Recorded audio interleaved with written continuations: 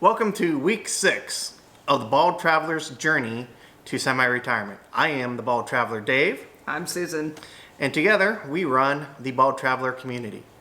This week we're going to talk a little bit about what happened to us, and a lot actually did happen to us. It was a big week.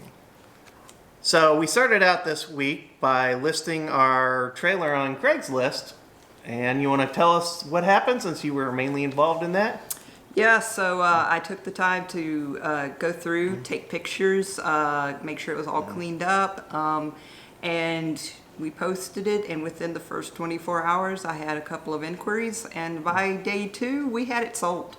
So it went really easy, honestly. We had the buyer come to our house first to kind of look it over. I would expect anybody to want to come and inspect it, and we went through everything as far as, you know, how things worked, and, you know, the current status of, you know, when was the last time we changed the tires and all that. And she took it home and all the information and kind of slept on it. And then by the next day she had decided she would take it. So that was it. Luckily, now that we have the awesome truck, we were actually able to deliver it to her as well. And as part of that, we took it to her house, and Dave was not there when she came to look at it at our house. So he was able to go through all of the details of the trailer and how it worked with her. So she was very appreciative of that. So yeah, I mean, it worked out well. We sold it quicker than I thought we were going to sell it. And I was actually surprised that we actually made a profit. I was expecting to hopefully break even, but this is a weird time. Like normally if you sell a trailer, you're gonna sell it for less than you make it for. Like even used trailers would depreciate really fast. And we'd only had it a year, so it hadn't been that long, but still it was nice to make a little bit of money. And you know, we had gotten this trailer because we weren't comfortable during COVID staying in hotels and stuff, or like traveling and being around a lot of people. We really self-isolated while we were at home. We were lucky enough to be able to work from home. And so this was a good trailer for us to, you know, be able to go on vacations and go see things. We didn't go too far. We took a couple trips up north. We had a plan to go to San Diego between Christmas and New Year's. And then they closed the campgrounds down in California. So, you know, our reservation got canceled. And we were looking at going a couple places this year. Like we were looking to go up the Oregon coast before this all happened. So, I mean, for that, for what we wanted to do, the trailer was the perfect size. It was. But to move on to this next phase in our life, we had to sell that. And that's what happened this week. I didn't think it would take too long based off of how quickly trailers were moving. When we were trying to buy, them, and they were just going all over the place. So it went fast. And so once we did that, we went, after we dropped off the trailer, we went and started looking at the campers again, or the fifth wheels that we had on our spreadsheet. Literally, we went from the buyer's house straight to, I think, 2 of our consignment shops to go through all of the trailers again and any new items that they had a lot. So what I'm putting on the screen right now is actually a screenshot of our spreadsheet. Again, this is a Google Docs spreadsheet. You can see that down in the description.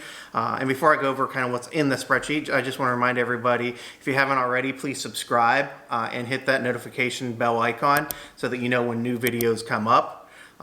And you know, if you've got a comment or a question on anything, please put that down below so that we can respond to it. We look at and read all the comments. We might not be able to respond to all of them, but you know, if you put it down there, somebody in the community will respond to it if we don't get a chance to. But now getting back into the actual spreadsheet, you know, it's a very simple spreadsheet, as you can see. Very simple. You know, it's got the location, you know, which dealer it was at, that we saw it at. Or if it was Craigslist or RV Trader. Yep. Then, you know, we list the year, the model, the trim package on it, just so that we can kind of compare different brands, the same, because they're all slightly different. One of the important things for us is length, so we put, you know, we've got the length listed there. Then we've got the gross vehicle weight rating, or the GVWR, which is how much we can load into this trailer totally. Like, is it 16,000 pounds? Is it 12,000 pounds? Is it 25,000 pounds? You know, we wanted to know that because that was kind of weighing into our decision process. The next is what the price being asked was for, and that we kind of put there to see if it went up or down, because some of the ones on the consignment lots we've been seeing for a couple of weeks, so we were thinking maybe they might come down in price, so we kind of wanted to monitor that. And it also helped us with the NADA price, because that's kind of, as we mentioned before, it's kind of like the Kelly Blue Book price. It's what we should expect to pay. So, you know, if they were asking way over NADA, and there wasn't a lot of extra features or, you know, options added on, then that wasn't a good deal. And if it was like way under NADA, you know, we took a little bit of a pause to see maybe, hey, what's wrong with this one? But it was a good for us. And then we've got our notes and our negatives, as you can see. So, you know, what type of refrigerator it had, or, you know, it was 42 foot long. That would be a negative for us. So, you know, we're listing that. And then finally, you know, kind of our subjective ranking, you know, 1 through whatever the number of trailers there was. Mm-hmm. And that was, again, it's a very simplified spreadsheet. It's anytime you're shopping, and especially for me, if I'm looking at cars or I'm looking at houses or I'm looking at anything really, they all start to blur after you see about the first 3 or 4. And that was exactly what was happening with me in the RVs. So this helped me to be able to really quantify what was in each one, put the notes to kind of jog my memory. Oh, I didn't like that. Oh, this was really cool. And then I did use the price and the NADA. That was the only equation in the spreadsheet, is to then do a difference so that we would have a very quick visual and we could sort it by that difference to see which ones were the best deals versus not so great deals. Because of course, we're all looking for deals. I mean, you know, and one thing we should have included in the spreadsheet that's not there is the salesperson at each of the lots that we talked to. Yes. So that we could go back, if that was the trailer we were going to buy, then we could go back and deal with that person. We for the most part only talked to 1 or 2 people at each of the dealerships, and we knew who they were, but we still should have put that in there. Yeah, I felt bad. I went back one time without Dave, and the man recognized me, and I totally did not realize I had spoken to him before. But he told me exactly. He's like, "Yeah, y'all know exactly what you're looking for." Yeah, that was us. I am so sorry. I do not remember you. So and kind of using the spreadsheet, in our ranking, at the end of this week where we sit right now, we had about 9 trailers on there. We'll probably add more next week as we kind of go through. But our number 1 was a Volano. And then we had 2 Bighorns kind of behind that. One was a 35-footer and one was a 39-footer, And kind of the age range or the year model was, the Volano was a 2015. And then the number 2 Bighorn, which was 39-foot, was a 2020. And then there was a 35-footer that was a 2018. We liked the 2 longer ones. They were kind of more space for us. We wanted to be at that 35 foot, but that extra 4 feet seems to make a difference. It just does. If you give me an option, I'm always going to try to go bigger. And I'm doing the exact same thing when I'm looking at these. And kind of what we did was, we went and sat in them and kind of sat there and was like, what are we going to do? What if it's raining? How are we going to use this, trailer? How does the kitchen kind of layout work for us? Because the Bighorn, the 2020 Bighorn, had the kitchen in the back and the living room in the front. Mm-hmm. And my concern is that most times you want weight over the axles at that point, and most of your weight's at the refrigerator. So now you're putting all the weight in the Bighorn, you're putting all the weight in the back. And the other problem we have with the Bighorn was that it was a custom-made trailer built from a 2021 floor plan in a 2021 trailer. So there was not anything we could really compare it to for NADA. And so we were trying to take estimates. Yeah, we had to, it's about like this floor plan. So I think the NADA would be about this. But yeah, I mean, and we both have different things that we look for. Yes. I definitely more flow, space. Again, Dave nailed right into that. There was a refrigerator on the back that's not over the axles. Different things are important to different people. So it's definitely, we're bringing different things to this. So it's going to be interesting to see where we settle. Yeah, and my concern was for that is that it's a cantilever effect. So, it actually adds more weight over the axle to have the refrigerator back there, was kind of what I was looking at. And so, those were our two options. And the problem was that the prices were more than we wanted to pay. And we knew that we were going to have to add a generator. Down the road, we were going to have to add solar probably, because they both had residential refrigerators. So we had to make sure that we could power these things if we decided to dry camp. And we're going to end up doing like boondocking or dry camping a lot. But honestly, with those top three, we were at the point where if we needed to make a decision, we felt like either of those three, would meet our needs, and we'd be fine. Honestly, at this point, we're kind of just keeping our eyes open to see, again, is there a better deal? An even better deal? Is there the perfect something out there? But, we definitely had to shortlist at this time. Good foreshadowing, though. And the other thing that we then started to do, this was actually during the week after we looked at the trailers, was that you came to me and said, we really liked the rear living. That's pretty much what we had zeroed in on, was rear living. And you came and asked, and it was like, what about putting the living room or the kitchen where the bedroom is, like over the front of the camper? Because especially the kitchen, because we don't typically spend a lot of time in the kitchen. So having a lower height ceiling in that area would have made sense. Right. And again, it puts it above the, in front of the hitch or the axle, so that would have been a good thing. But I just don't feel that that's a true fifth wheel. Right. Having that kitchen or living room up front. I wanted to make sure that we hadn't thrown that out early and just had a quick reaction. So we looked at a couple more just to be sure, and no, they just don't feel right for us. And then the other thing we looked at was, do we want a middle bunk unit or not, which has a bunk or something in the middle between the front bedroom and like the kitchen. And the pro for that would have been kind of office space. Right. You have what is essentially a second bedroom or an office. We wouldn't use it for bunks. We would remove the bunks and make it a nice office, and it's its own separate area. So, it just seemed like a good thing to look into, but in the end, the extra length really kind of made the decision. Well, yeah, and that's the con, was the length of the trailer.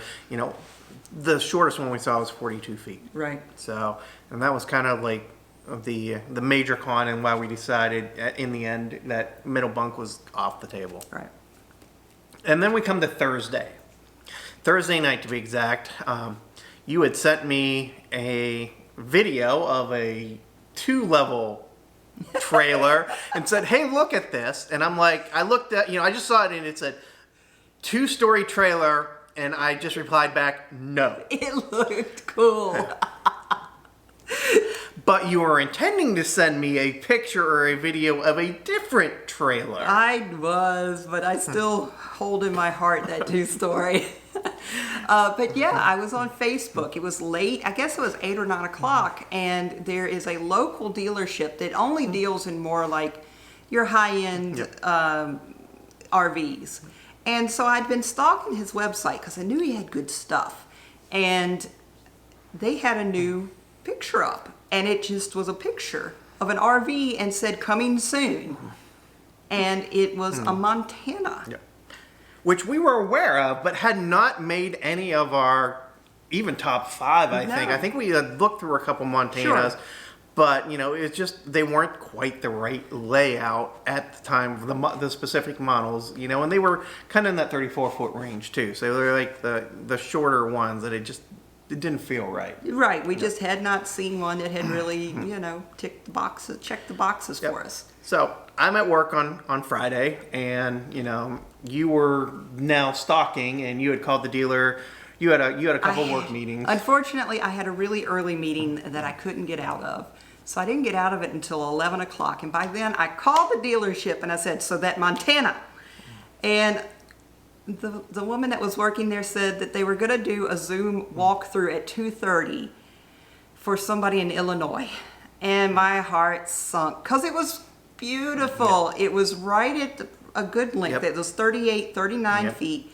It had all the bells and whistles. It already had solar. Yep. It had a generator. Washer Dryer, Yep. yes. It just had all those nice little features. So I was so bummed, but I said, hey, could you put me on there as like a number 2? Because I assumed the lady was And going to you actually buy went it. out and looked at it. I that did. Day. You know, hope springs eternal. Yep. I actually drove out during lunch and looked at it. And even more so, they hadn't even cleaned it up yet, because this is one where it's a used, and they were apologizing for that. Yep. But I looked through it, and immediately I said, if the other person falls through, I want this. I was like, I made the decision right there. Because the price, we looked at the Nada on this one, and the price with all the options was well below Nada. Right. And that was a concern for me. I was like, is there something wrong with this? But I knew the dealer. Right. And We so knew I the dealer trusted- and knew their yep. stuff. So, so we got, we went out to dinner because they were supposed to know by about 5 o'clock. So we were like, okay, call us. We're going out to dinner. We didn't hear anything. Or, they hadn't heard back yet. And then about 8 or 9 o'clock that night, I think we got a text saying, hey, it's yours if you want it. So we went the next day. I did a quick look over it. It looked really good. And we bought it. So we now own a trailer. We do. And the specific model. It's a 3661 RL. That means it has a residential refrigerator in it. It's rear living, and it's actually got a den, so what they call a den living area, so that the TV is actually on the door side and not on the kitchen side like most models. Right, it's So practically a little living area. It's actually got a beam separator. We will add pictures, so make sure to look at it. It's just beautiful. And so we bought it. So of course, the first thing that happens is we had our first monsoon come through. Of course we did. And it rained and it poured, and close to where the dealer is, where her brother lives, it actually hailed. So we were like, oh, great. But that kind of wraps up week 6 for us. So we have a trailer now. We'll go over in upcoming weeks as we start building out for the trailer. It'll be a couple weeks before it's ready. So probably won't have anything the next couple of weeks. But once it's ready, we'll do a tour. We'll put pictures and everything up on it and kind of go over all that. And as we add all of the accessories and start moving our stuff in, we'll go over that entire process. And again, feel free to ask questions and let us know if there's something that we're missing, because we're learning as we go as well. So I want to thank everybody for watching, and remember, travel baldly. Bye. Bye.